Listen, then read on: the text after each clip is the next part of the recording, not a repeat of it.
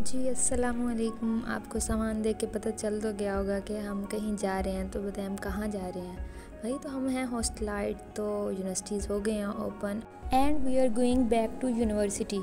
और हमारा हॉस्टल वालों का तो काम ही यही होता है कि हमारा बस नहीं चल रहा होता कि हम पूरा घर ही उठा के साथ ले जाएं। ये भी चीज़ लेके जानी है, वो भी लेके जानी है, ये भी लेके जानी है। यहाँ पे मुझे समझ नहीं आ रही थी कि मैं कौन सी चीज़ लेके जाऊँ और कौन सी चीज़ छोड़ के जाऊँ। खैर हमारा सामान हो गया पैक, और सामान मेरा बहुत कम था क्योंकि मेरा सामान वहीं पे था यूनिवर्सिटी में। यहाँ पे मैं बैठ चुकी हूँ गाड़ी में और अभी मुझे पहुँचना है टर्मिनल पे and here we are. But मुझे यहाँ पे ऑलमोस्ट 45 मिनट का वेट करना पड़ा क्योंकि गाड़ी अभी लेट थी और वेट करना बड़ा औखा काम है सच में। किसी तरह अल्लाह अल्लाह करके हम बैठ तो गए थे गाड़ी में, बट इधर भी उन्होंने 10-15 मिनट मज़ीद लेट करके गाड़ी स्टार्ट की थी। That is the best part that I like the most. कुछ लोगों को शायद मोटरवे बहुत ज़्यादा बोरिंग लगता होगा, लेकिन मुझे जितना सुकून मोटरवे पे मिलता है वो कहीं भी नहीं मिलता है। जैसे ही गाड़ी मोटरवे पे आती है मैं पुरसुकून हो जाती हूँ और बहुत मज़ा आता है मुझे मोटरवे पे।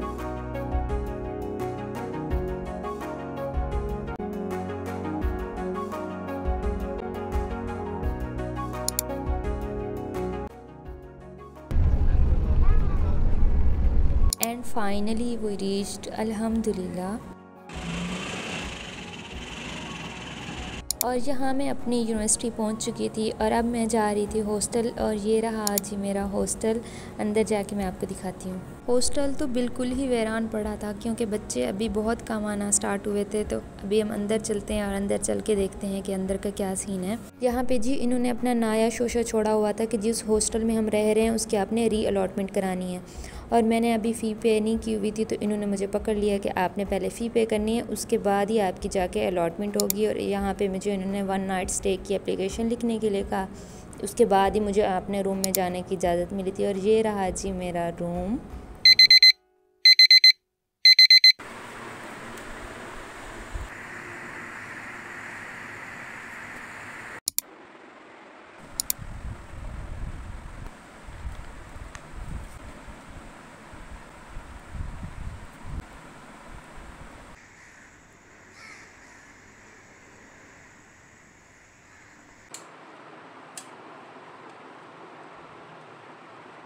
Don't forget to apply sunscreen, specially university going students, क्योंकि हमें सारा दिन यूनिवर्सिटी में घूमना पड़ता है तो सनस्क्रीन तो मस्ट है भाई।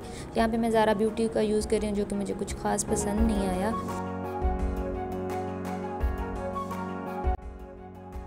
यहाँ पे जी हमें हॉस्टल आते और जाते दोनों टाइम अपनी एंट्री करनी होती है। और इसके बाद हम गए बैंक, वहाँ पे फ़ी पे करनी थी क्योंकि इसके बगैर तो हमें हॉस्टल वालों ने घुसने ही नहीं देना था।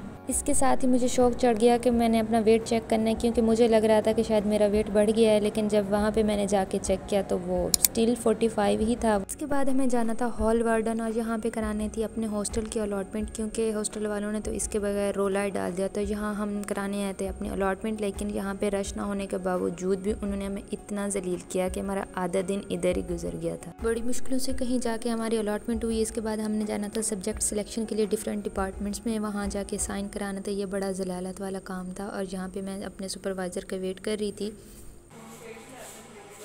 साइन तो हुए नहीं थे तो मैंने सोचा कि हॉस्टल जाके कुछ खा पी के ही आते हैं क्योंकि हमें दोबारा से जाना था डिफरेंट डिपार्टमेंट्स में, जा के वहाँ पे अपने सब्जेक्ट्स की सिलेक्शन के लिए साइन करवाने थे।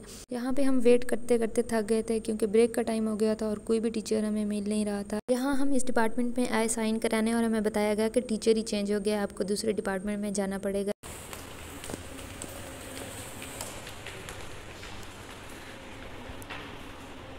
इसके बाद गए हम एक और डिपार्टमेंट में और फाइनली यहाँ पे हमारे साइन हो गए थे और हमने अल्लाह का शुक्र अदा किया कि चलो आधा काम तो हो गया। और यहाँ पे हमने पढ़ी ज़ोहर की नमाज़ और थोड़ा सा सुख का सांस लिया कि चलो आधा काम तो हो ही गया।